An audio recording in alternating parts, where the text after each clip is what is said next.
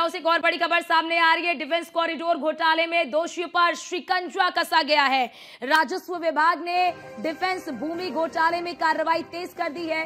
घोटाले में कार्रवाई के लिए विभागों को पत्र भेजा गया है। सस्पेंड आईएएस अभिषेक प्रकाश समेत 16 अफसरों पर कार्रवाई। आरोपी अफसर के निलंबन और बर्खास्तगी की कार्रवाई करनी है।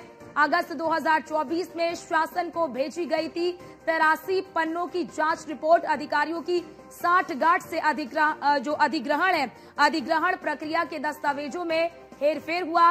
अधिकारियों ने मालिकाना हक की जांच किए बिना ही वितरित किया था मुआवजा। सरोजनी नगर तहसील के तत्कालीन अफसरों ने ये भूमि दिलाई। अपने रिश्तेदारों और नौकरों को ये भूमि दिलाई। आपको जानकारी दे दें कि भूमाफिया और अधिकारियों ने मिलकर करोड़ों रुपए का मुआवजा हड़प लिया। आपको ये भी जानकारी दे दें कि एसडीएम संतोष कुमार सिंह, शंभू शरण सिंह आरोपी, आनंद कुमार सिंह, देवेंद्र कुमार आरोपी, 4 तत्कालीन तहसीलदार विजय कुमार सिंह, ज्ञानेंद्र सिंह आरोपी, उमेश कुमार सिंह और मनीष त्रिपाठी आरोपी, तत्कालीन नायब तहसीलदार कविता ठाकुर आरोपी, तत्कालीन लेखपाल हरीश चंद्र ज्ञान प्रकाश आरोपी, तत्कालीन कानूनगो राधेश्याम जितेंद्र सिंह और नैन्सी शुक्ला भी आरोपी। तो कई आरोपियों की अब जांच की जाएगी। ये बड़ी खबर आपको बता रहे हैं। उमेश कुमार सिंह और मनीष त्रिपाठी आरोपी।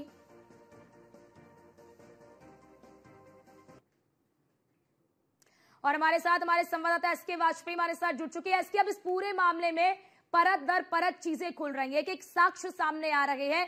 क्या कार्रवाई अब तक इस पूरे मामले में की गई है? क्योंकि निकांत जैन की मुश्किलें तो बढ़ रही हैं, लेकिन निलंबित आईएएस जो है अभिषेक प्रकाश, इन पर कब शिकंजा कसा जाएगा?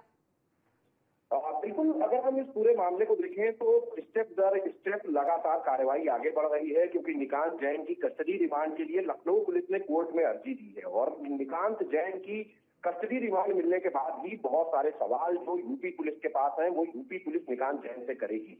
निश्चित है कि जो अभी तक निकांत जैन के फोन से चैट और साथ मोबाइल कॉल्स मिली हैं, उन कॉल को लेकर लखनऊ पुलिस की पूछताछ निकांत जैन से होगी। क्या निकांत जैन ने अभिषेक प्रकाश के कहने पर सिर्फ सोलर P6 कंपनी से ही कमीशन की मांग की थी या कोई और कंपनियां भी हैं जिससे इस तरीके की मांग हुई?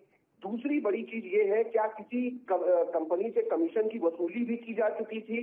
साथ ही साथ जो और लोग भी इस पूरे नेक्सस में शामिल हैं, जिसमें से कुछ ऐसे अधिकारी हैं जिनसे निकांत जैन बातचीत कर रहा था, कुछ ऐसे लोग हैं जो इस पूरे प्रकरण में निकांत जैन का साथ दे रहे थे। तो इन बहुत सारे विषयों को लेकर निकांत जैन से सवाल जवाब होने हैं। हालांकि जब ये सवाल जवाब होंगे तो निकांत जैन इस पूरे मामले को लेकर जब अपना पक्ष रखेगा तो उसके बाद अभिषेक प्रकाश का नाम निकल कर सामने आएगा, क्योंकि अभिषेक प्रकाश को लेकर लखनऊ पुलिस लगातार साक्ष्य एकत्र कर रही है। क्योंकि जो सोलर पत्नी का जो खाता सीज किया गया है, निकांत जैन की पत्नी का जो खाता सीज किया गया है, क्या इससे भी पैसे ट्रांसफर हुए हैं? क्या ऐसे सबूत मिले कि इसकी पत्नी के भी खाते सीज कर दिए गए? बिल्कुल, निश्चित तौर पर अभी प्राथमिक तौर पर जांच है और ऐसे में 2 खाते निकांत जैन की पत्नी के और 1 खाता निकांत जैन का लखनऊ पुलिस की जानकारी में आया है, जिसको लखनऊ पुलिस ने सीज कर दिया है। हालांकि इस खाते में बड़े पैमाने पर रकम जमा की गई और निकाली गई, तो लखनऊ पुलिस ये जानना चाह रही है कि ये पैसा कहां से आया। ये पैसा कहीं कमीशन का तो नहीं था या किसी अन्य तरीके से ये पैसा वसूली तो नहीं किया गया था। इन बहुत सारे विषयों को लेकर लखनऊ पुलिस लगातार अपनी जांच को आगे बढ़ा रही है। तो ऐसे में निकांत जैन की पत्नी का खाता सीज हुआ है और खाता सीज होने के बाद अब जब निकांत जैन की कस्टडी रिमांड मिलेगी तो लखनऊ पुलिस इस सारे मामलों को लेकर पूछताछ करेगी। तब ये सारी चीजें निकलकर सामने आएंगी कि आखिर क्या कुछ इस पूरे मामले में हुआ था और निकांत जैन से अभिषेक प्रकाश के खिलाफ पुख्ता सबूत निकालने की कोशिश लखनऊ पुलिस की होगी।